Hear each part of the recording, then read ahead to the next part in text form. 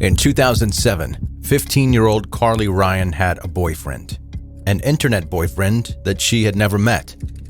An internet boyfriend that she had never met that didn't actually exist. Carly was catfished by a much older online predator, and he tricked her into leaving the safety of her home, where he killed her. But Carly's death is now saving lives.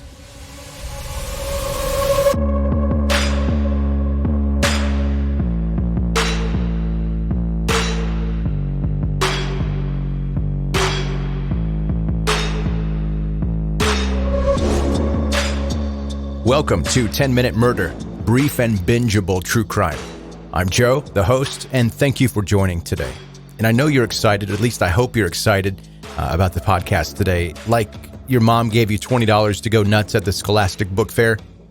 Almost that excited. That's how I hope you are. So I'll get to the story in just a moment, but first, be sure that you are subscribed if you are a new listener to 10-Minute Murder. Connect with me on social media to see the visuals that go along with the episodes. Nothing gross and nothing graphic, but I posted it all there on social media. I've been in touch with the government, just to let you know, and they said that if you show the clerk that you're following this podcast on Facebook and Instagram, they'll give you a big discount on gas. Now, that last part may not be true, but it's worth a shot. Okay, now to today's story.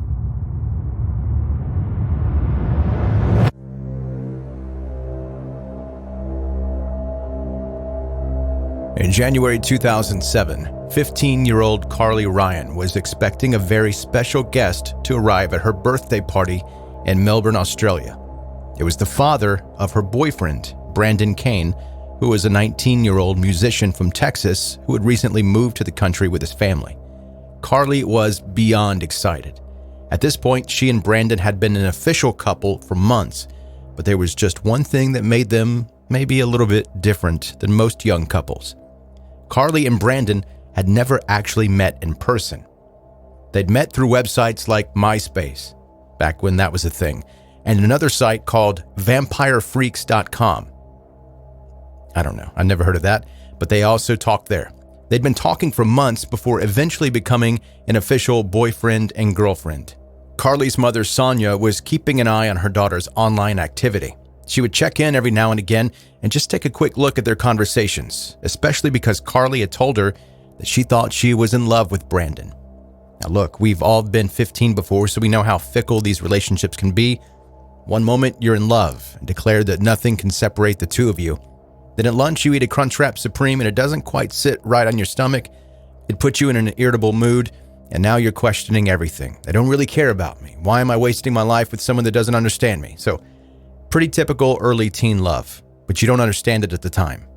But Brandon seemed pretty legit. Sonia would see him on his webcam where he was typing his messages back and forth with Carly, and he seemed to be genuinely interested in her daughter. So Sonia agreed to let his father come to Carly's 15th birthday party where the parents could kind of get a feel for each other and see if they'd allow their kids to meet up in real life.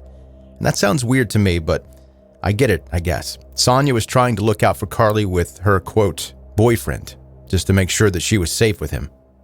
So that day, Brandon's 50-year-old father, Shane Kane, showed up at Carly's house. They all went shopping together before the party, and then later on, Shane took Carly into her room. He sat her down on the bed and gave her birthday presents. He'd bought her lingerie and a nurse's outfit, and then he tried to seduce Carly. Carly rejected him.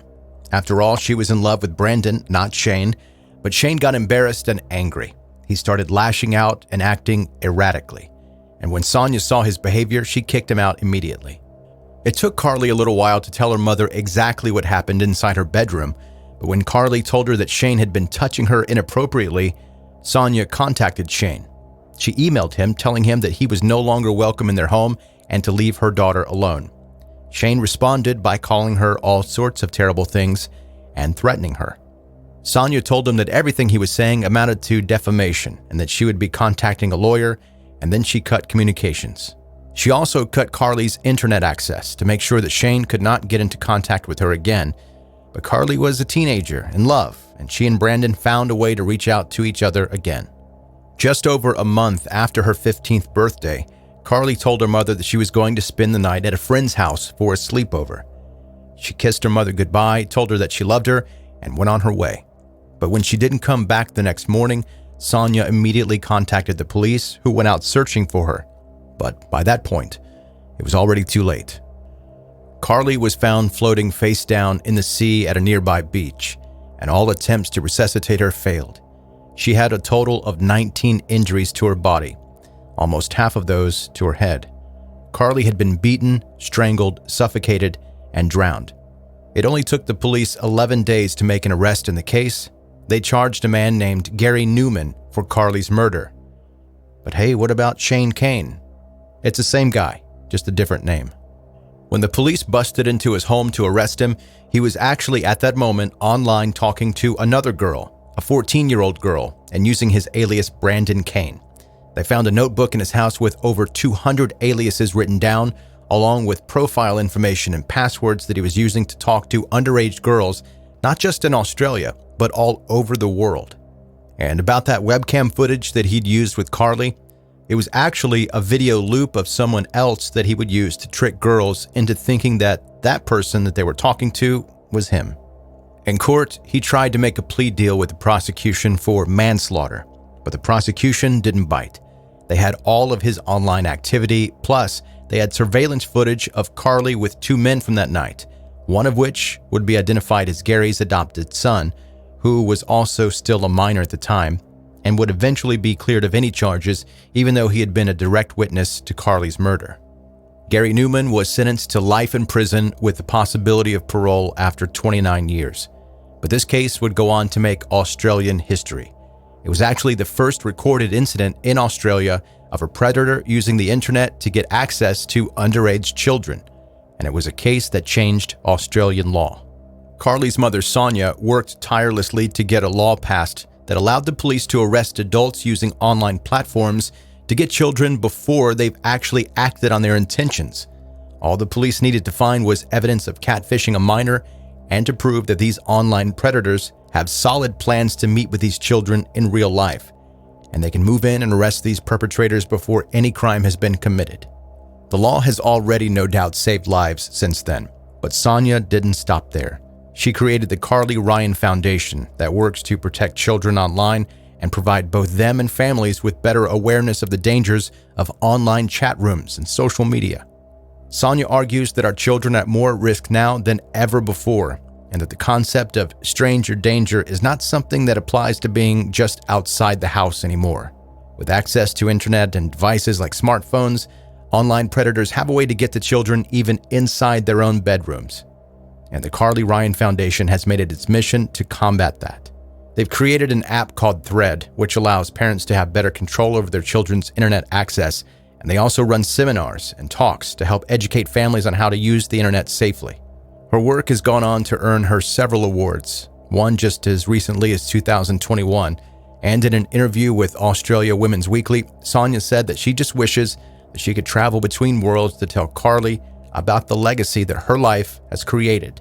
She said that the love that she still has for her daughter has gone on to create a national campaign to stop other children from suffering just like her daughter did. And if you'd like to read more about Carly and her story, or even find out about what you can do to help stop other families from experiencing the same thing, you can go to Carly Ryan's Foundation website. I'll put the link in the show notes of this episode, but it's carlyryanfoundation.com.